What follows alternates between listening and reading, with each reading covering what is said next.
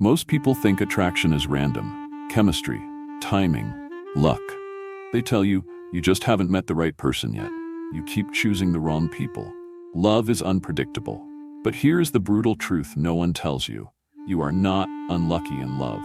You are programmed. And once you understand how that programming was installed, everything you call love begins to look different.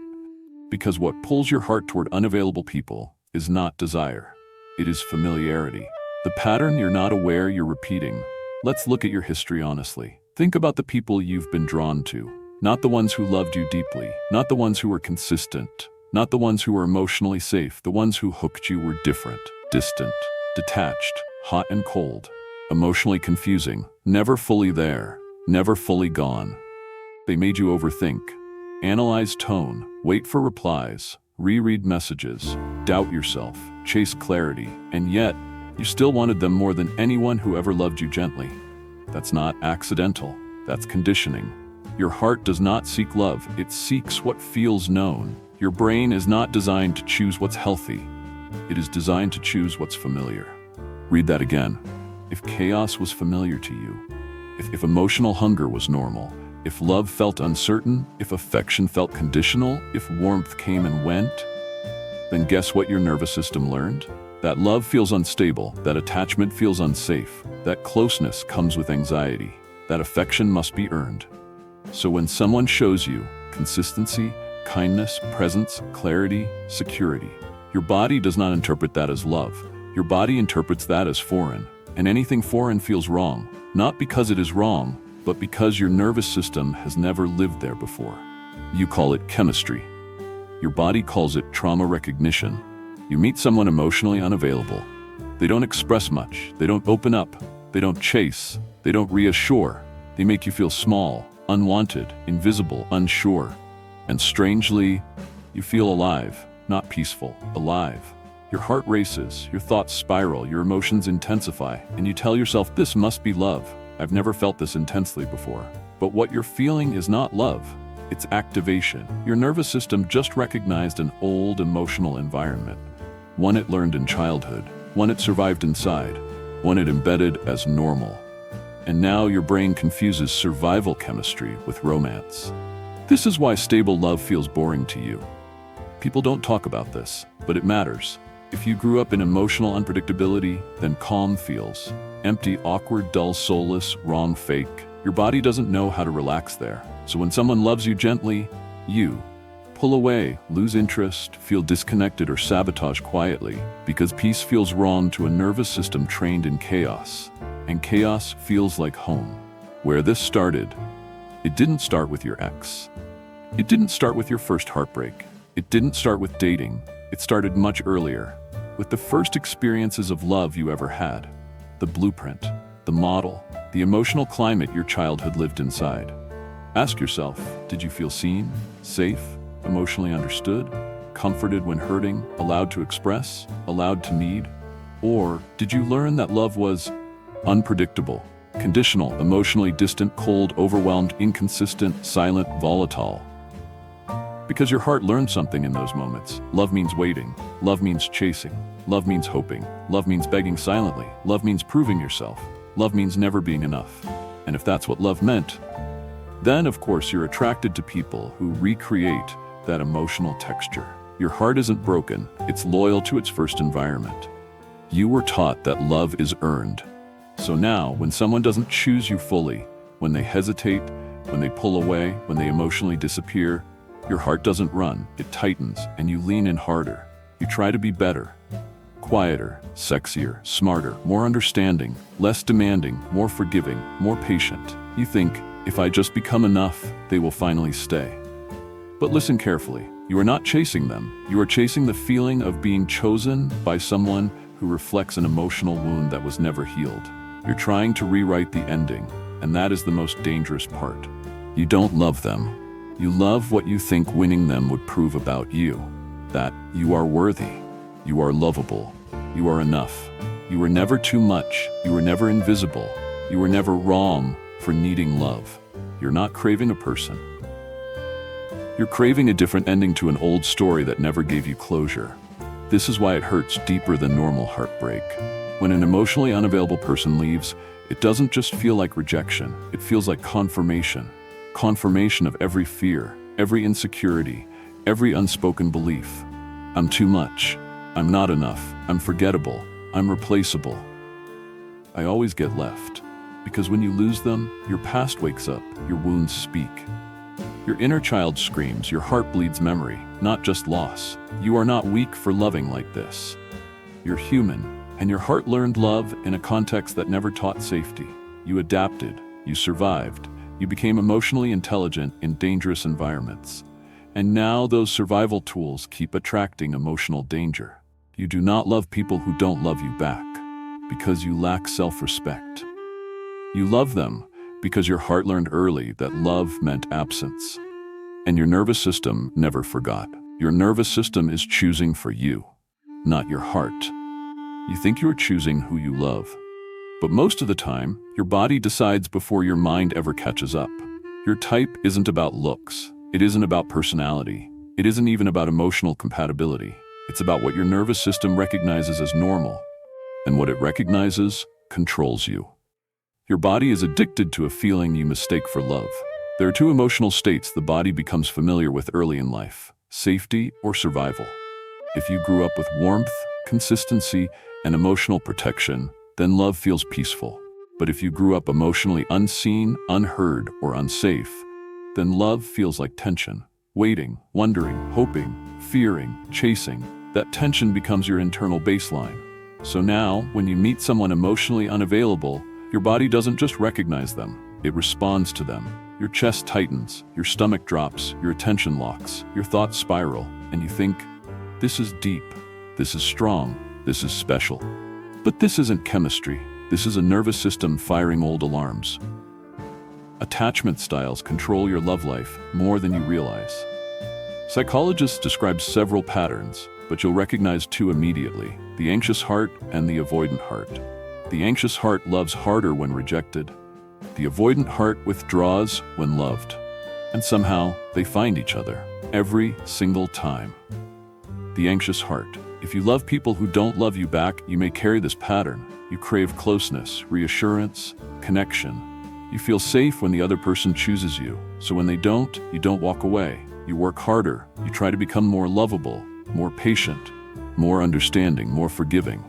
Not because you're weak, but because your body associates love with effort and silence with danger. The avoidant heart. These are the people you're often attracted to. They crave independence, distance, control. They like love from afar, but struggle when it's real. Closeness overwhelms them. Dependence scares them. Emotional intimacy feels like a trap, so they pull back, withdraw, vanish, go cold. Not always because they don't care, but because closeness triggers fear inside them. And that is where you meet them. Your anxious system chases their emotional silence, and their avoidant system escapes your emotional need. You become the pursuer.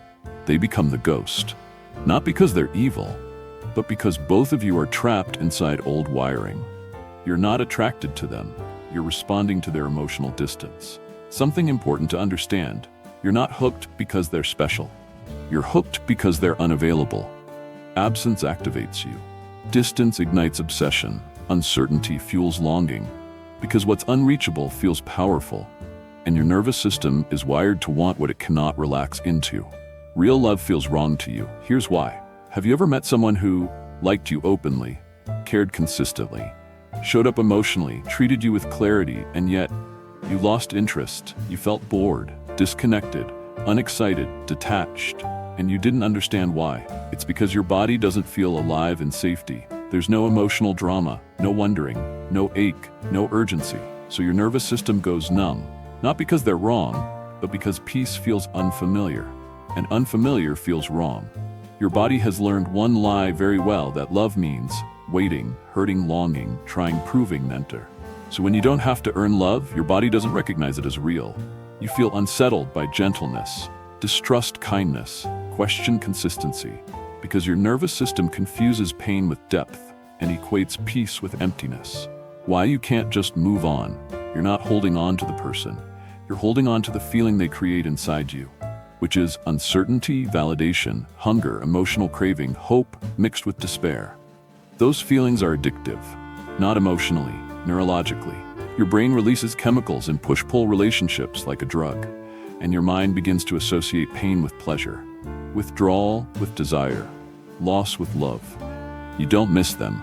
You miss who you were trying to be with them. Stronger, better, enough. You don't miss them. You miss the fantasy version of yourself that only existed around them, the one you believed could finally get chosen. Here's the most painful truth. You were not drawn to them.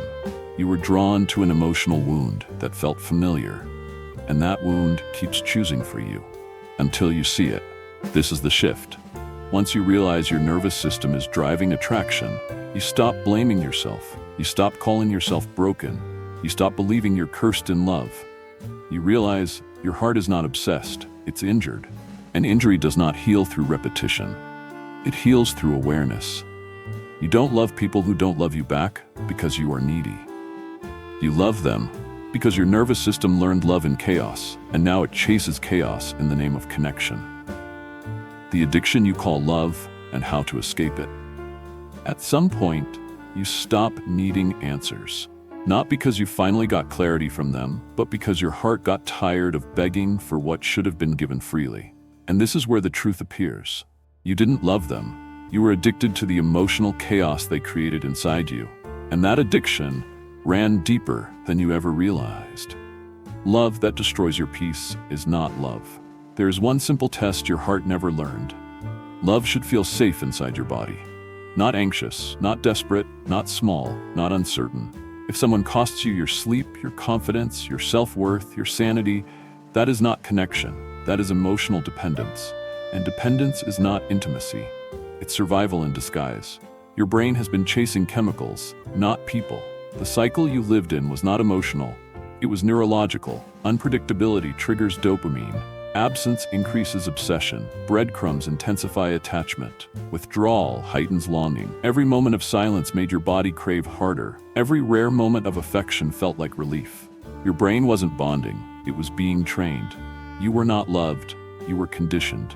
Conditioned to wait, to overthink, to self-blame, to accept emotional scraps, to doubt your worth. Not because you deserved that, but because your heart learned early, love equals instability. So chaos felt romantic, and peace felt empty. The emotional detox feels like death. When someone leaves, you don't just lose them. You lose the story you were living inside, the fantasy, the hope, the future you imagined, the version of you that believed maybe this time it would be different.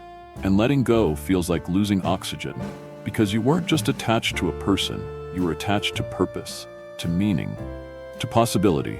This is why moving on hurts more than staying can. Staying hurts slowly, leaving hurts completely. Staying lets you bleed in pieces, leaving rips the bandage off your soul. So you stay because pain has become familiar. An unknown peace feels terrifying. But here's the turning point. The day you stop chasing is not the day you become cold. It's the day you become awake. You realize something radical. You no longer want to be chosen. You want to be met. You stop reading signals and start reading patterns. You stop analyzing texts, tone, timing, silence, meaning, and you start noticing consistency, effort, emotional presence, respect, clarity. And a terrifying truth emerges. They were never confusing. They were absent. You were not hard to love. You were trying to be loved by someone who couldn't. And no amount of self-improvement makes an empty heart full. No amount of patience creates emotional depth where none exists. No amount of effort builds intimacy with someone who avoids it. Love was never supposed to be work. Growth is work. Healing is work. Relationships built on silence and pain, that's self-betrayal. Love does not require you to disappear. Here's what healing actually looks like. It doesn't look dramatic, it looks quiet. Boundaries, stillness, clarity, self-respect. Walking away without anger, and slowly, your body begins to rewire. What once felt thrilling starts to feel draining. What once felt boring starts to feel safe, and you begin craving peace more than intensity. You become unrecognizable, not to the world, to your old self. You stop begging, you stop over-explaining, you stop proving, you stop chasing, you stop shrinking. You choose yourself without apology. The final truth. You are not unlovable. You were living inside emotional starvation and mistaking hunger for love. The reason you loved people who didn't love you back was not because you lacked value. It was because your heart learned to survive on crumbs. But hearts were never meant to starve. They were meant to be fed. You are not too much. You were simply asking too little from the wrong people. Once you see this, you can never go back. Your standards rise. Your tolerance falls. Your patterns disappear. Not because you forced change, but because you finally understood. And when that happens, you stop attracting pain. Because pain no longer feels like home.